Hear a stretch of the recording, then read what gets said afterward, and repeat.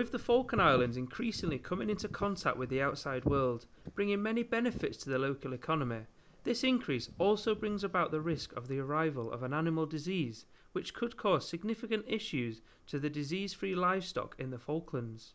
A new standard operating procedure has been compiled to respond in the event of an outbreak of a disease arriving on the islands.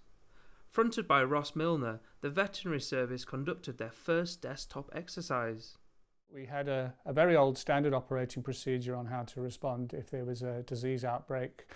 Not necessarily foot and mouth, it could be other diseases as well, swine fever or horse flu, and we decided that this needed upgraded, and that was made my responsibility. So I spent the next year consulting with international bodies, the British Government Veterinary Service. I looked at various models in Canada, United States and also Australia, which has a very high standard in terms of biosecurity.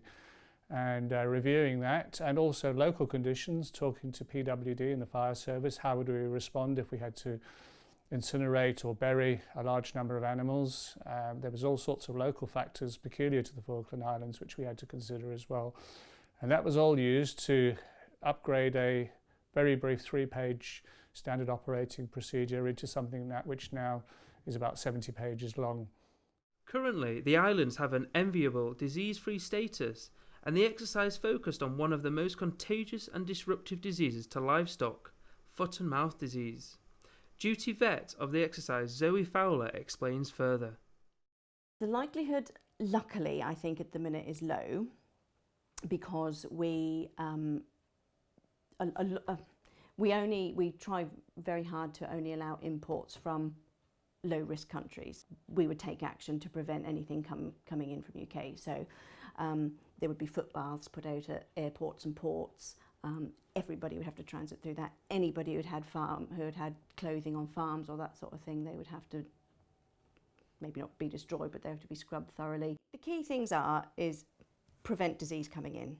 So wherever you've been in the world, even if you've been on different farms, like if you're staying at one self-catering and then another self-catering, you're not going to be spreading foot and mouth, I hope. But biosecurity is really important. So scrub your hiking boots, change your clothes if you're going to work on one farm and then another.